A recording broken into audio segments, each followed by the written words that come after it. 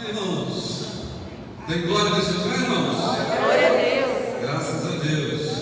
Abram suas Bíblias no livro de 2 Timóteo, capítulo 4.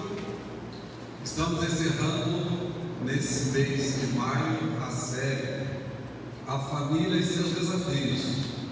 Como Deus tem falado aos nossos corações, né, irmãos? Como Deus tem nos abençoado. Estamos felizes com a presença dos irmãos, vocês que estão em casa nos acompanhando também. O irmão João, a irmã Amélia, a Lila, Arthur, graças a Deus pela vida de vocês. Em reverência à palavra de Deus, a gente vai, quero convidar vocês a ficar de pé, um instante. 2 Timóteo, capítulo 4, os versos 6 a 8 e depois o verso 11.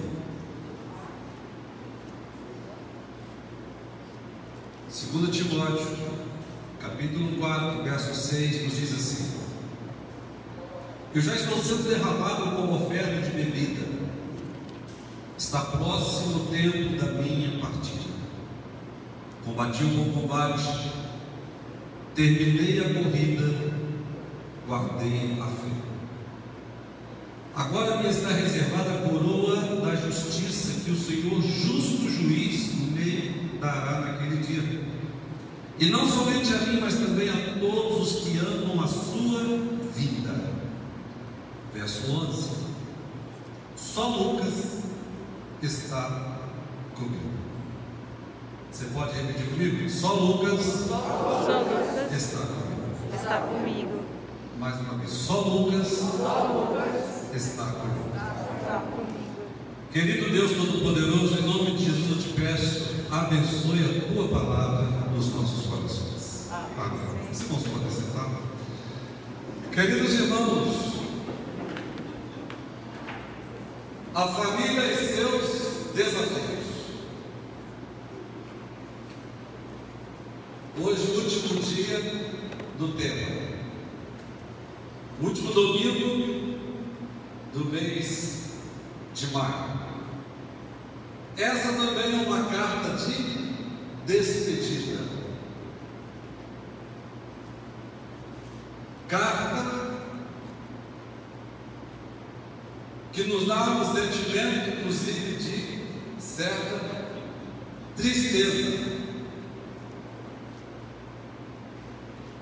É uma carta de despedida do velho apóstolo Paulo. Ele diz aí, irmãos, olha só, no verso 6: Eu já estou sendo derramado como oferta de bebida, está próximo o tempo da minha partida. No verso 8, ele diz assim: Agora me está reservada a coroa da justiça que o Senhor, justo juiz, me dará naquele dia. Últimos dias de vida, final da carreira ministerial, aguardando a sua morte. Vamos no capítulo 1. Olha onde Paulo estava. Paulo estava preso. Capítulo 1, verso 16, diz assim: O Senhor conceda misericórdia à casa de Onesíforo, porque muitas vezes ele me reanimou e não se envergonhou por eu estar preso.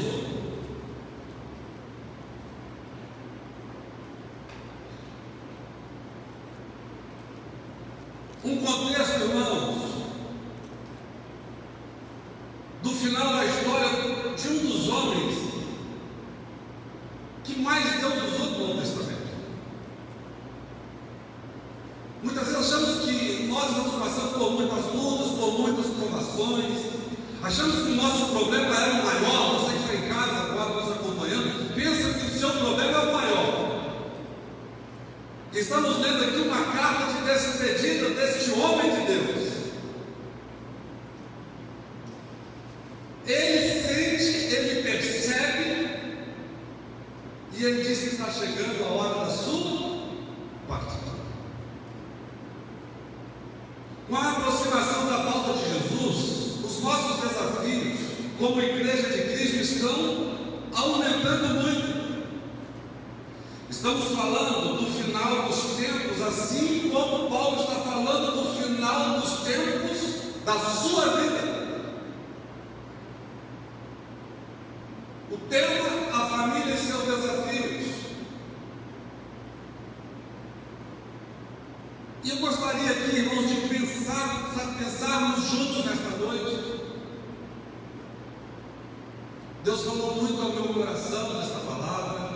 Sempre fala, né? O coração do pastor. Como lidarmos com certas questões dentro das nossas famílias. E fazendo um paralelo com o final da história do velho apóstolo Paulo. Meu desejo é que através dessa palavra ela venha gerar um conforto, um consolo, um encorajamento e também um entendimento sobre o que nós estamos vivendo, sobre o que a nossa família está passando.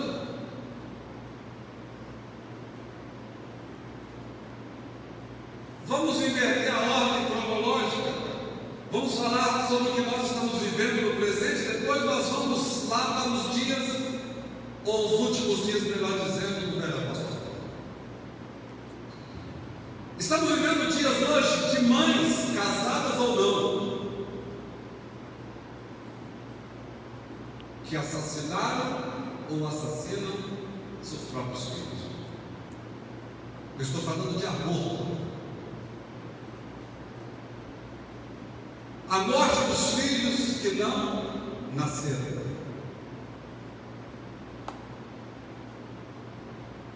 Gravidez indesejável, acharam melhor assassinar a criança, tirar a criança. Só que nesse momento que ela foi gerada, ali havia vida.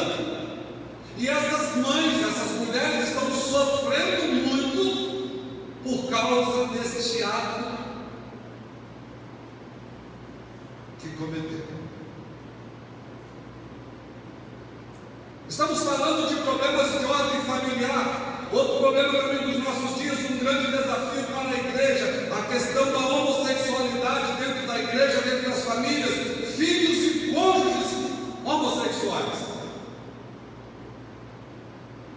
De repente você vai ser pastor, só deixou a dose mais forte no último dia.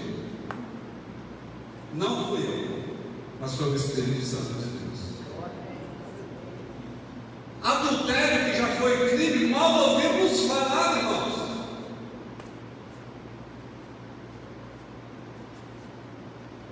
Parece que isso se tornou uma coisa tão comum que não apavora, não assusta, mas continua trazendo muitos prejuízos, gerando tragédias em muitas famílias. Uma outra situação que a nossa família vive hoje, principalmente quem tem filhos pequenos, a questão da ideologia de gênero: o pai trabalha, a mãe trabalha, os filhos vão para a escola, e você pensa que eles estão aprendendo, sabe?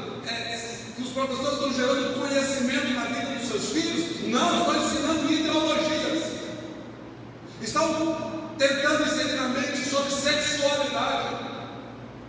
E aí você não sabe porque os seus filhos estão com os pensamentos todos perturbados.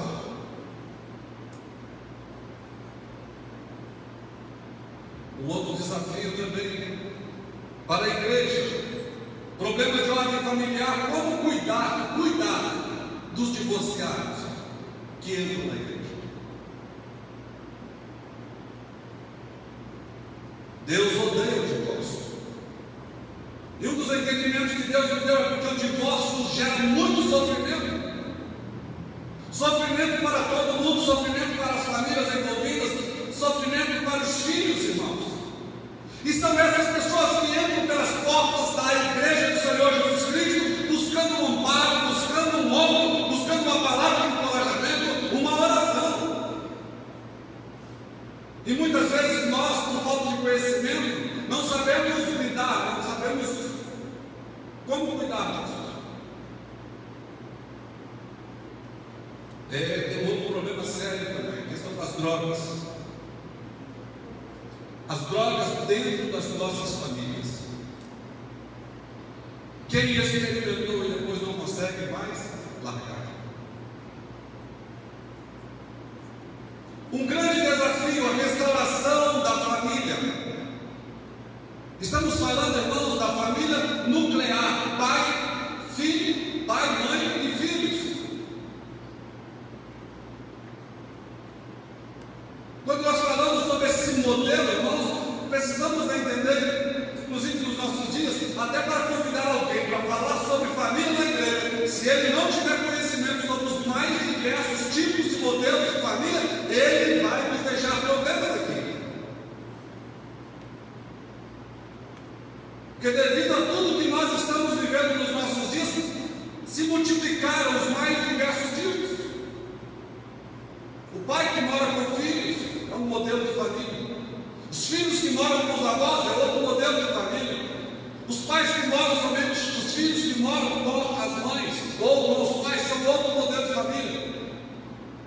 Casal de homossexuais que tem filhos é outro modelo de família. Irmãos, nós estamos discutindo sobre se é certo ou se é errado. Estamos falando sobre tipos de família. Na minha infância, sabe, na minha criação, eu só conhecia um modelo de família, que era meu pai e minha mãe, e éramos os 7 filhos. Mas hoje, como pastor, eu recebo os mais diversos modelos dentro do gabinete aqui na igreja. E como cuidar dessas pessoas se o próprio Cristo amou a todas as pessoas? Como foi que Jesus lidou com aquela mulher adúltera? Quando ela, surpreendida no ato do adultério, foi levada até Jesus? Como foi que Jesus, sabe, irmãos, Lucas capítulo 8, lidou com Maria Madalena, que era uma mulher possuída por 7 demônios? Jesus amou essas pessoas. Jesus não condenou essas pessoas. A igreja não pode condenar ninguém também. A igreja precisa seguir um modelo de padrão que é Cristo. Tem um outro grupo, e aqueles que escolheram ou não conseguem casar. Eu conheço homens, conheço mulheres que escolheram e não querem se casar. E eu conheço outros que querem se casar, outros que querem se casar, mas não conseguem arrumar. Não deveria ser problema, mas para alguns sim, querem casar e não encontram, e outros que não querem casar-se, às vezes se torna até suspeito, ou suspeito. Fulano não casou até hoje, deve ser muito. Fulano não casou? Eu conheço um pastor, e ele nunca casou, deve estar com 60 e poucos anos. Eu perguntei, falou: não, tem um chamado ministerial, com meus 43 anos, Deus falou comigo, e eu escolhi não casar, é solteiro. E conheço outros, mas não vou dizer que para descontrair, mas eu tenho certeza que as irmãs solteiras, divorciadas, vão ficar apavoradas do que eu falei agora. Abra sua Bíblia em Isaías capítulo 4. Se você quer casar, então, você fala assim: Jesus amado.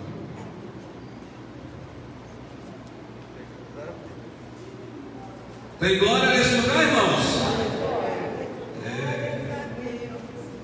Capítulo 4 de Isaías diz assim: naquele dia, repita-se, naquele dia, 7 mulheres agarrarão um homem e lhe dirão: nós mesmas providenciaremos nossa comida e nossas roupas, apenas case conosco e livre-nos da vergonha de sermos solteiros.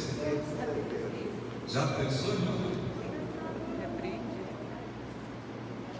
Isaías é profeta ou não, Isaías? Sim ou não, irmãos? Estou lendo a Bíblia ou estou lendo outro livro aqui?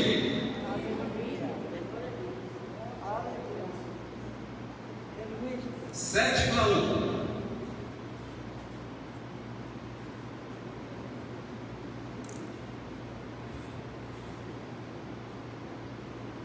Eu não sei quando é que isso aqui vai ser cumprido. Tomara que não seja nos nossos dias, né, irmãos?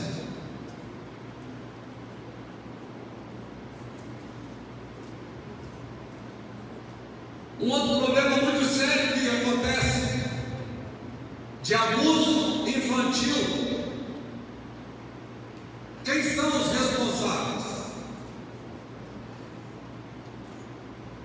normalmente os parentes. Semana passada, a minha entrevistada, ela é advogada, ela tem um instituto que cuida de crianças com abuso infantil. E ela relatou isso na televisão de uma criança que estava sendo abusada pela avó.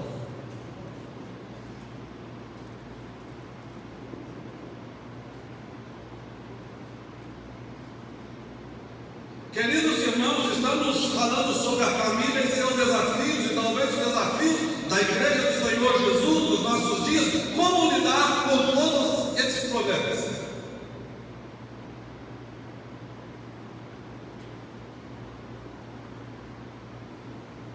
E quando a família sofre os reveses por causa de problemas financeiros? É muito mais complexo o conjunto familiar. Não podemos ser simplistas nas respostas sem analisarmos todo o contexto. Estar pastor nos nossos dias, ser líder de casais, de família, é muito mais desafiador nos nossos dias. Há uma exigência maior, irmãos, no lidar, no cuidar. São muitas pessoas feridas, muitas pessoas machucadas, muitas pessoas precisando de serem abraçadas. A família nuclear, a família, sabe, irmãos, no conjunto de duas pessoas.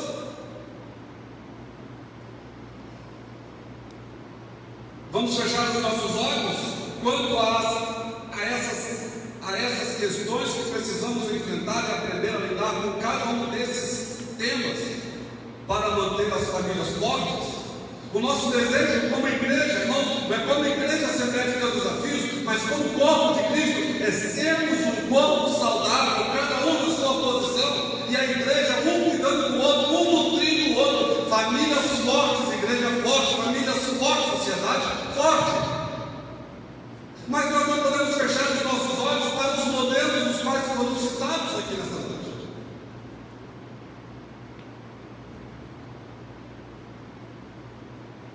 Ontem pela manhã eu vi o preletor falar algo que me reportou lá no passado. Ele diz assim: nenhum sucesso compensa o fracasso da sua família.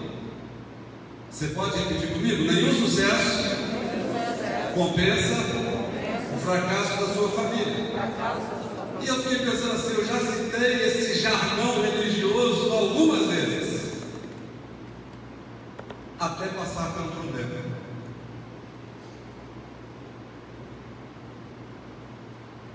Nenhum sucesso compensa o fracasso da sua família. Isso é um jargão religioso e isso não está escrito na Bíblia. Mas eu citei muitas vezes que é bonito falar isso. Mas quando você se depara com um problema e você vive a situação, você passa a pensar sobre o tema.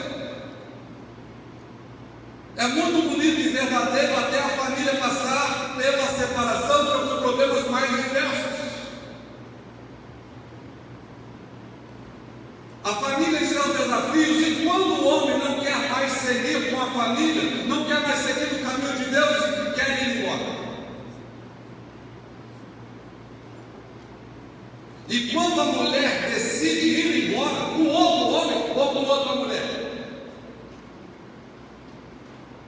E quando os filhos deliberadamente não querem obedecer aos pais. São perguntas que nós precisamos ter ou buscar as respostas em Deus, irmãos. Mas pastor, o senhor só está falando dos problemas dentro do nosso contexto, dentro do nosso Brasil? Não, vamos para a Bíblia então? Vamos pegar alguns exemplos da Bíblia. Quem tirou a vida de Abel? Os universitários podem me ajudar? O que ele era de Abel? O que o irmão fez? O irmão tirou a vida do outro irmão. É irmão de sangue ou não, irmão de criação? Irmão de sangue. Gênesis capítulo 4. Nunca tinha pensado sobre Abraão e Isaac da forma que eu pensei hoje. Você imagina bem quando Isaac descobriu que ele era o sacrifício que o pai ia oferecer. Você já pensou? Pai, cadê o cordeiro? Isaac foi ou não amarrado? o próprio filho. É claro que quando nós analisamos o contexto, entendemos a renúncia de Abraão ao ponto, mas estamos falando do nosso lado humano, o lado do homem, o homem, da mulher, do filho, e como a gente entende as coisas.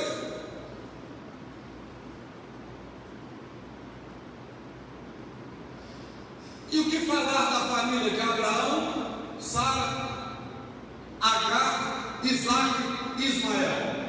A confusão na casa dos reis. Deu ruim lá ou não deu? Deu ruim. Deu. Igual na minha, na sua casa. De vez em quando está chato esquema. Os vizinhos ouvem essa viva.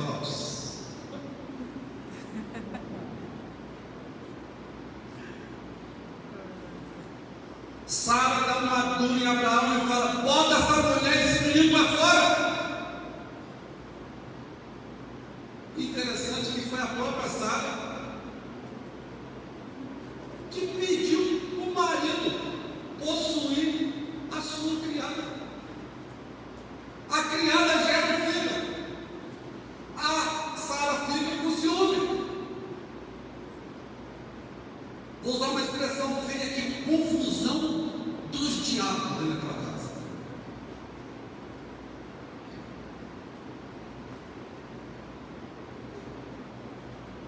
Já preguei aqui, só para lembrar você. Quem vendeu José? Vendeu barato, para não matar, nós vamos te vender. Nosso desejo mesmo, nosso projeto era matar você, em todos os casos. Vamos quebrar seu carro. Está vendo aquele grupo lá? Qualquer coisa que oferecer, nós vamos passar a ser para frente. Problemas bíblicos, problemas de ordem familiar. Por que Jacó fugiu de casa, irmãos? Porque o seu irmão Esaú queria matar ele. Olha, eu vou adiantar. Vai ler a história dos filhos do sacerdote Eli. Quem eram eles? Vai conhecer a história dos filhos de Josias, do rei Josias. Não temos tempo nessa noite para analisar a família de Davi, porque se eu fosse pregar a família sobre a família de Davi, nós temos conteúdo para estudar um ano inteiro. A família e seus desafios. Aí vamos trazer para o nosso contexto. E como o cônjuge descobre que o outro é homossexual?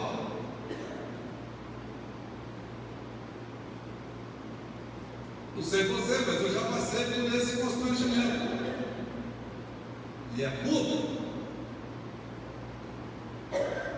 Veio um casal para eu atender e eu chego.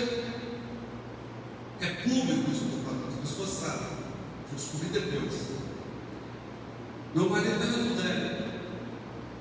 Os dois na minha frente, o casal. Falei, tá, como? Mas é com outro homem. É um homem com outro homem. Você imagina bem o pastor como é que fica. Ainda bem que eu tenho uma capacidade, o coração já não funciona. Se não é esse motor para funcionar, não perde a pressão.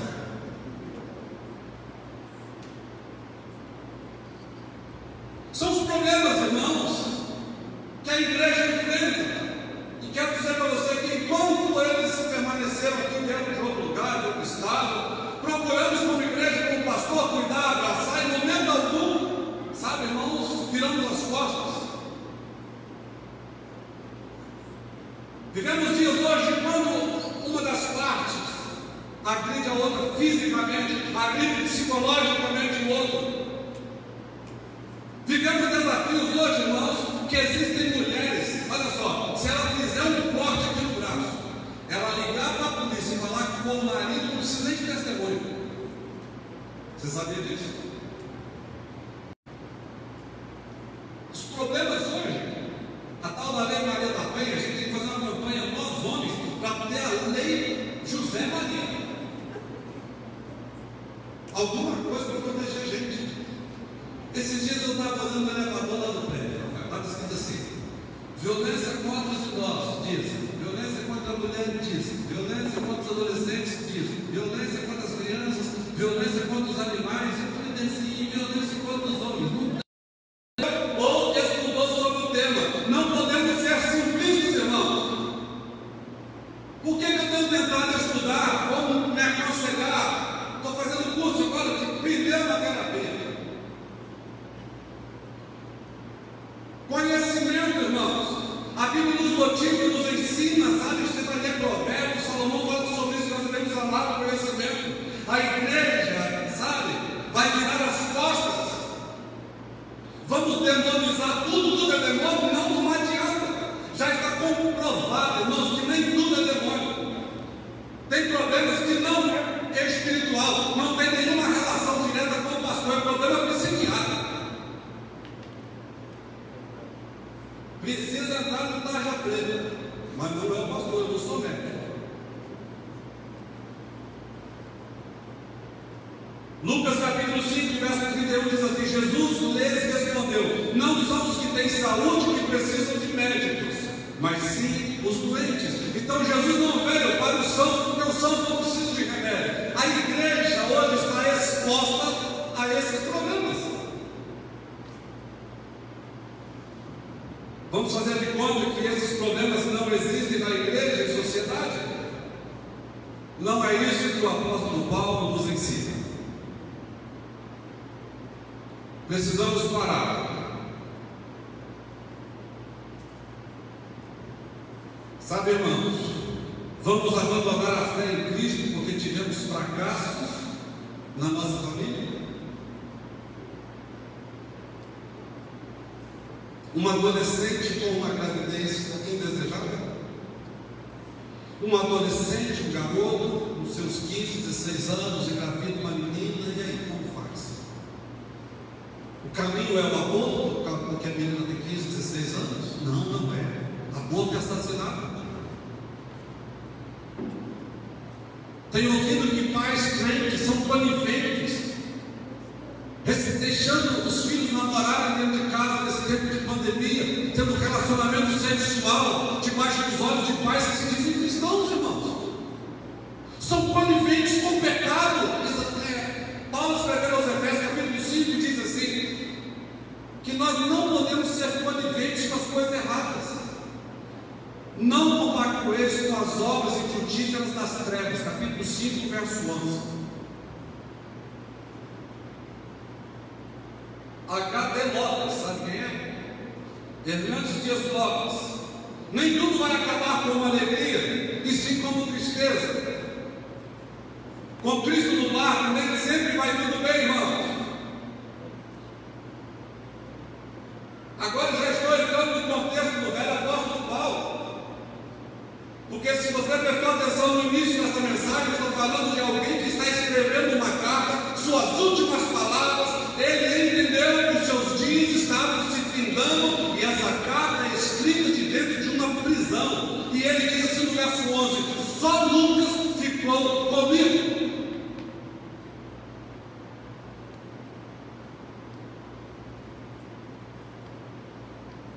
É claro, irmãos, capítulo 8 de Romanos, o mesmo apóstolo, ele nos ensina a acreditar que tudo vai ficar bem, porque todas as coisas cooperam para o bem daqueles que amam a Deus, como ele registrou para Timóteo. Ele tinha certeza, ele tinha convicção que Deus tinha uma coroa reservada para ele,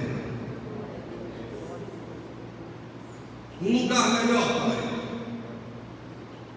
Precisamos viver a realidade e não a fantasia. O que é realidade e o que é fantasia?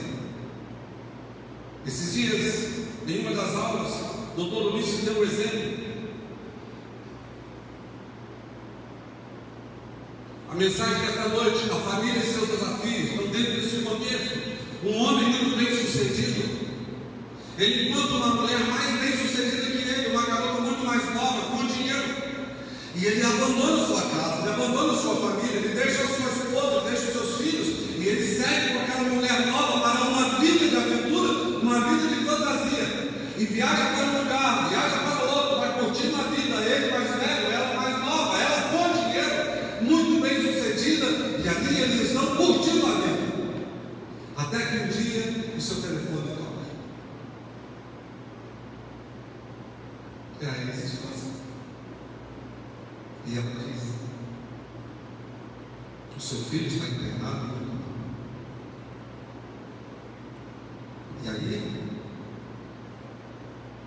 ela dá o telefone para o filho: papai, você está chegando? O que eles estavam vivendo era uma realidade ou uma fantasia? Eles estavam vivendo uma fantasia. Ele deixou a fantasia e ele voltou para casa, enfrentou todos os problemas e foi cuidando do seu filho. Por mais difícil que o caminho parecia ser, fuja da fantasia e viva a realidade da sua vida. A família em seus desafios.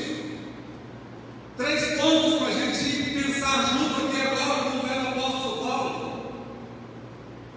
A primeira parte é a pergunta, o primeiro ponto é a pergunta e o segundo ponto é a resposta.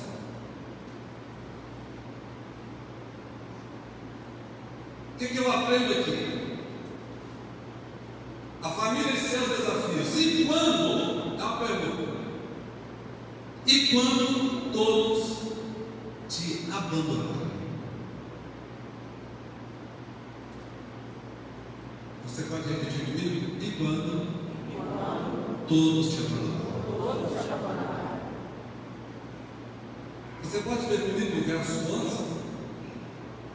Capítulo 4, 2 Timóteo, verso 11 diz assim: só Lucas está comigo.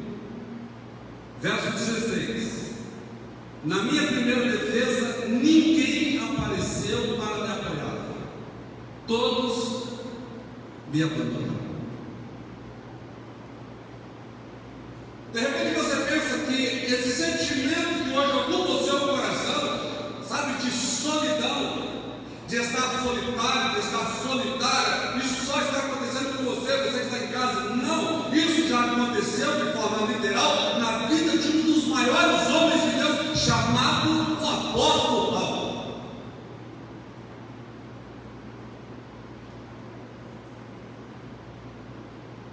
Nossa! Mas onde estava a família de Paulo? Muitas vezes somos abordados, muitas vezes somos abandonados, até por parte da igreja, sabia disso? Na hora que às vezes você mais precisa da igreja, ou parte dela, some, vira as costas. Capítulo 1, verso 15, vamos lá? Era uma queixa do apóstolo Paulo, capítulo 1, verso 15. Você sabe que todos da província da Ásia me abandonaram, inclusive Fígelo e Hermógenes. Nós estivemos lá na Ásia, onde Paulo pregou em Éfeso. Ele está dizendo que todo aquele povo da Ásia não abandonaram, as pessoas abandonaram. Gente, cadê a mulher dele? Os filhos, os parentes. Coitado do Paulo, né? Ele não tinha um familiar na lista dos nomes quando estava encerrando sua vida.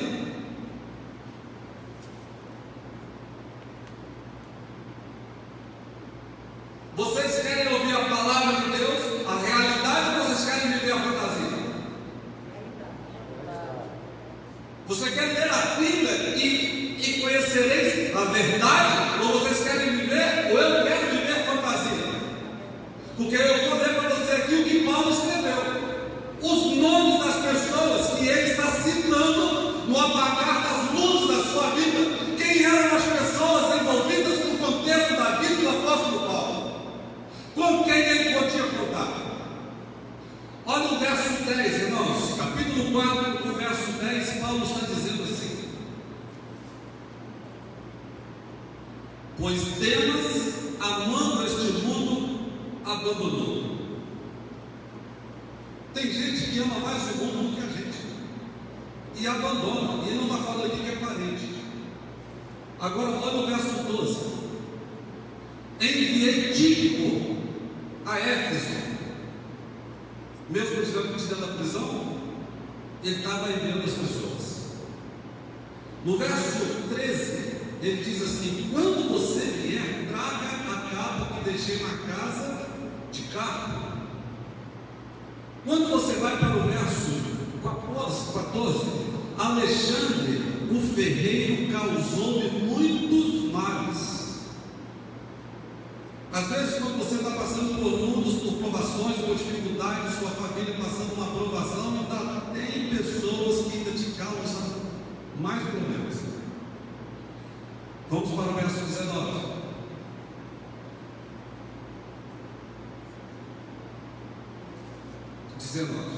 Saudações a Priscila e Áquila e a casa de Onesíforo. O verso 21. Procure vir antes do inverno. Eubulo, Prudente, Lino, Cláudia e todos os irmãos lhe enviam saudações. Você não encontra aqui esse monte de nome. Nenhuma menção ao filho, nenhuma menção à esposa, à sogra, à tia, o tio. Não existe no contexto dos últimos dias do velho apóstolo Paulo nenhuma menção ao membro de sua família.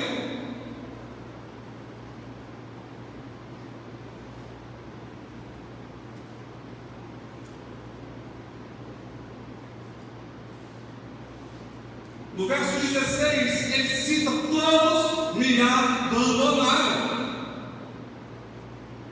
Cadê a família? Cadê os amigos leais?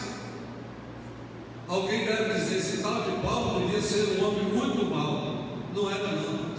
Paulo era um homem de Deus. Ele foi usado de forma poderosa, e somente através deste homem Deus o inspirou para 13 livros do Novo Testamento. 2000 anos já se passaram, irmãos. Todavia, a influência de Paulo excede a de todos os servos de Deus do seu reino, diz o comentarista da Bíblia e do estudo pentecostal. Os escritos dele são parte essencial das Sagradas Escrituras. Quero dizer para você que eu peguei, vou mostrar para você aqui. Eu fui escrevendo os nomes, tudo acadêmico, ninguém está mais na frente da Bíblia. Eu não coloquei a família de Paulo, eu coloquei a equipe de Paulo, que era a sua família, jovem espiritual. Eu falei assim: meu Deus, que coisa.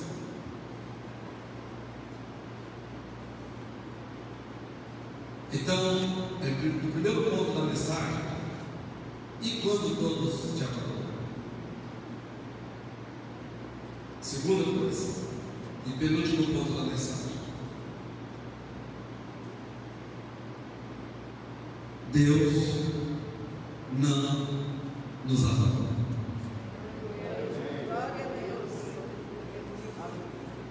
Então, o primeiro ponto é uma pergunta: e quando todos te abandonaram? Paulo responde: Deus não nos abandona. Vamos ver aí o verso 17. Acompanhe comigo, capítulo 4, verso 17. Mas o Senhor permaneceu ao meu lado e me deu forças para que por mim a mensagem fosse plenamente proclamada e todos os gentios a ouvissem. E eu fui libertado da boca do leão. Tem glória nesse lugar? Você pode aplaudir o Senhor Jesus? Você pode aplaudir ao Deus Todo-Poderoso que é presente na vida, na sua vida, na vida da sua família. Glória a Deus. Mas o texto deixa claro: Paulo ficou profundamente decepcionado, sentiu-se abandonado. Mas ele diz assim: Deus permaneceu ao meu lado. Saiba de uma coisa: se você entregou sua vida para Jesus, você não está sozinho. Se a sua família foi entregue ao Senhor Jesus, seus filhos foram apresentados ao Senhor Jesus, sua mulher, seu marido, você não está sozinho. Porque Deus está ao seu lado. Deus está ao meu lado. De repente você vai olhar aquele que você julgava aos seus olhos, um amigo leal, uma amiga leal, que as portas e foi embora. E eu posso falar para você que eu vivi essa experiência. Algumas pessoas que eu achava que elas iriam chorar comigo. Não, elas me deixaram chorando sozinho.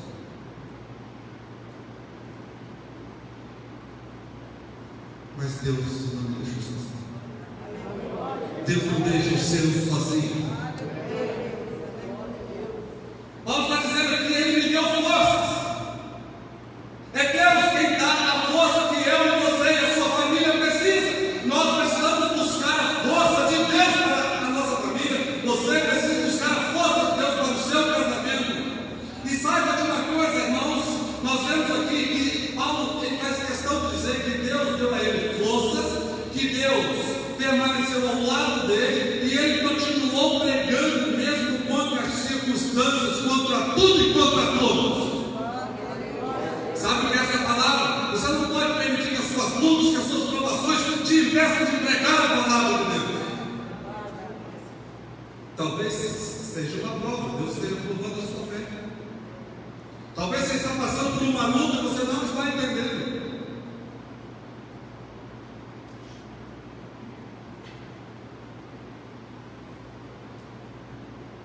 A Ludmila Ferber canta: em tempo de guerra nunca pare de lutar.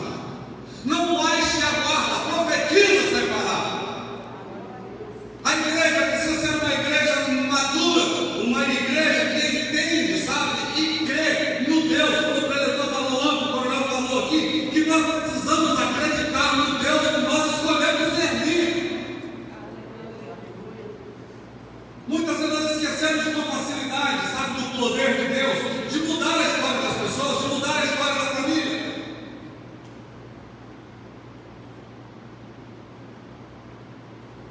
Verso 18, Paulo diz assim: que Deus, Ele é aquele que nos livra. O Senhor me livrará de toda obra maligna e me levará a salvo para o seu reino celestial. Saiba de uma coisa, meu irmão: se o Senhor, Ele é o Deus da sua vida, Ele vai livrar você de todo mal. É todo mal, de todo mal. Paulo falou que Deus livrou ele de todo mal. É porque nós classificamos o mal por peso, por tamanho, sei lá, por alcance. Deixa eu falar para você uma coisa: alcance tem em Deus de estender a mão e puxar você que estava afundando nas águas. Tinha certeza da presença de Deus com ele. Você tem certeza da presença de Deus na sua vida? O salmista, no capítulo 27, verso 10, Davi diz assim: ainda que o seu pai e a sua mãe te abandonem, o Senhor te acolherá. Amém, irmãos? Olha só, abram suas Bíblias no livro de João, capítulo 8. João, capítulo 8, verso 29. Eu creio que esse texto, esse versículo vai falar muito aos nossos corações. João 8, 29 diz assim: aquele que me enviou está comigo. Ele não me deixou sozinho, pois sempre faço o que lhe agrada. Aí eu faço uma pergunta: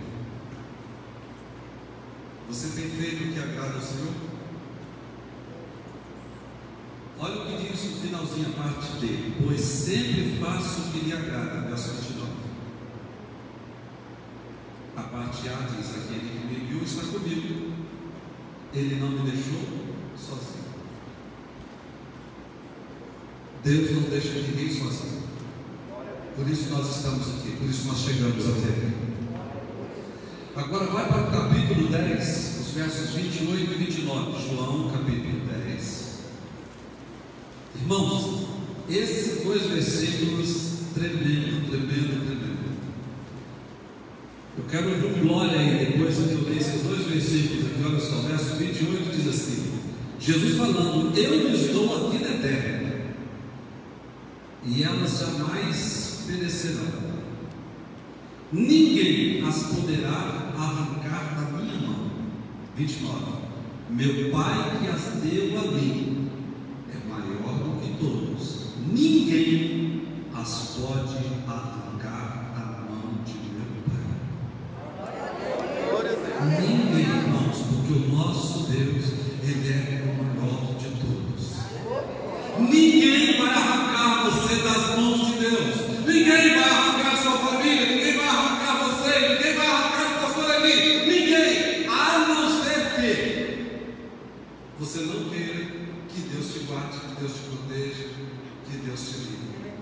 Porque Deus deu livre-arbítrio. Se você pegar e for prestar atenção aqui no verso 10 do capítulo 4, olha só, verso 10 do capítulo 4: pois Demas, amando este mundo, abandonou-me. Tem pessoas que escolhem, elas têm o direito de escolher. Eu vou abandonar Deus. Deus respeita. Mas aqueles que querem viver na dependência de Deus, debaixo do cuidado de Deus, ninguém vai arrancar você da presença das mãos de Deus, porque Deus é o maior. Você pode glorificar o Senhor nesta noite? Você pode bendizer o Senhor nesta noite? Queridos, eu sinto Deus, que você pode aplaudir ao Senhor mais uma vez, a Deus toda a honra, toda a glória, toda a satisfação. E aí, encerrando a mensagem, o último ponto diz assim: o que eu aprendo com o apóstolo Paulo sobre a família e seus desafios? Paulo nos ensina que a salvação ela é individual. Repito assim: a salvação é individual. Mais uma vez, a salvação é individual. Vai ficar bom agora. Essa mensagem agora vai fechar. Que bênção. Vamos ver o verso 7. Acompanhe comigo. Verso 7. Paulo diz assim: combati o bom combate.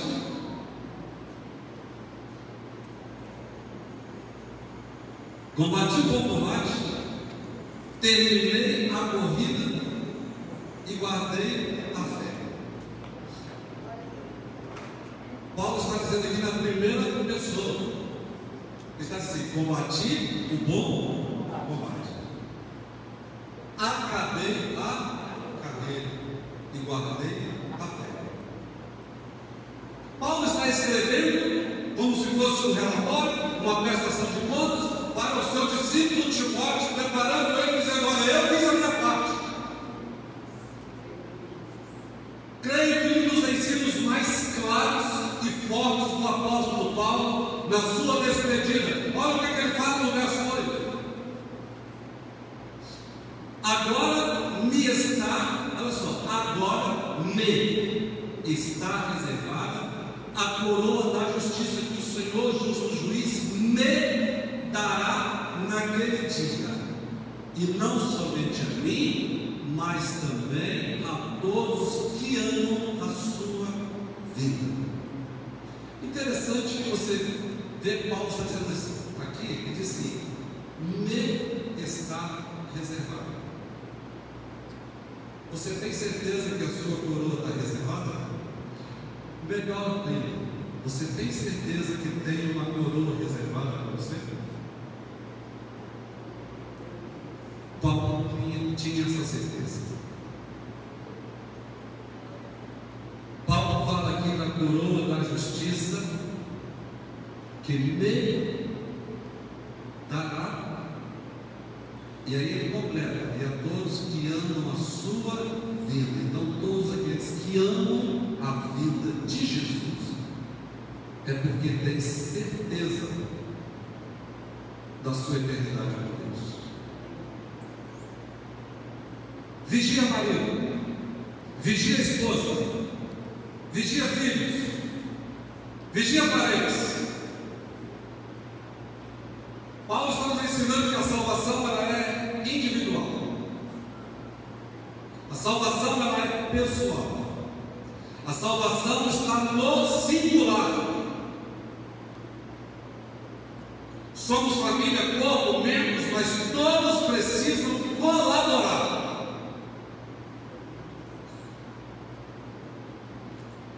Às vezes o marido está fazendo a parte dele, mas a esposa não. Às vezes os pais estão fazendo, mas os filhos não. Às vezes os filhos estão fazendo, mas os pais não estão fazendo a parte. Olha só, a salvação ela é individual. Portanto, se todos os membros da família fizerem a sua parte, todos serão melhores dentro de suas famílias e dentro de suas casas.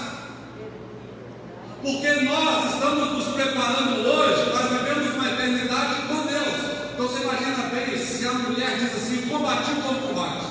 O homem diz: eu combati o bom combate. Os filhos estão dizendo: eu combati o bom combate. singular, pessoal, cada um fazendo a sua parte dentro da família. Ninguém vai de carona com ninguém.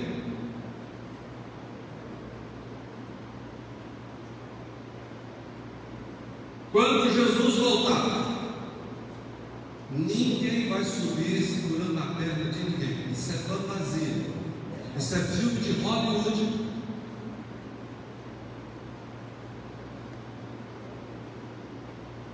Ninguém. A Bíblia diz que cada um responderá por si. Isso nos ajuda a melhorarmos como membros da família. Seremos mais felizes se entendemos que podemos ficar para trás e irmos para o inferno se não nos convertermos das más obras. Eu vou repetir isso aqui. Seremos mais felizes se entendemos que podemos ficar para trás. E olha só, muitos vão ficar para trás.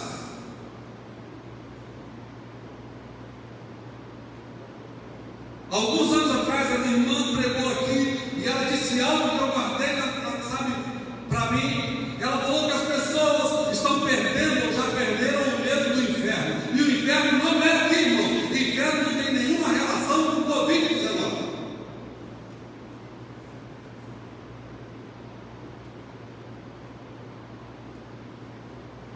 Abra com as Bíblias no livro de 1 Coríntios, capítulo 6, verso 9. 1 Coríntios capítulo 6, verso 9, Paulo escrevendo para a igreja de Corinto, ele diz assim: vocês não sabem, maridos, mulheres, filhos, parentes, vocês não sabem que os perversos não herdarão o reino de Deus. Não se deixe enganar, nem imorais, nem idólatras, nem adúlteros, nem homossexuais, passivos ou ativos, nem ladrões, nem avarentos, nem alcoólatras, nem caluniadores, nem trapaceiros herdarão o reino de Deus. Esse grupo de pessoas, eles estão distribuídos nas famílias. Durante 30 anos, Paulo largou tudo por amor a Cristo. Podemos ler essa Bíblia de estudo pentecostal.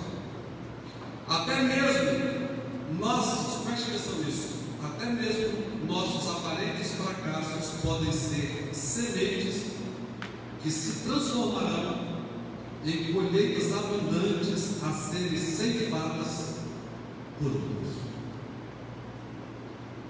O último versículo que a gente vai ler, os dois versículos, João capítulo 4, versos 37 e 38.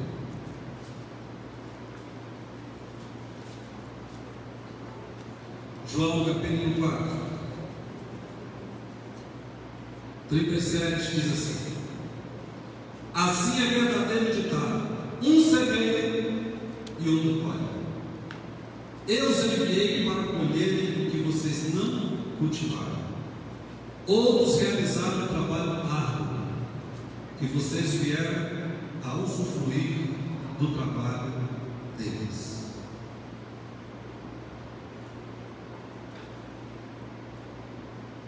Que Deus nos abençoe. Que Deus abençoe essa palavra nos nossos corações. A família e seus desafios.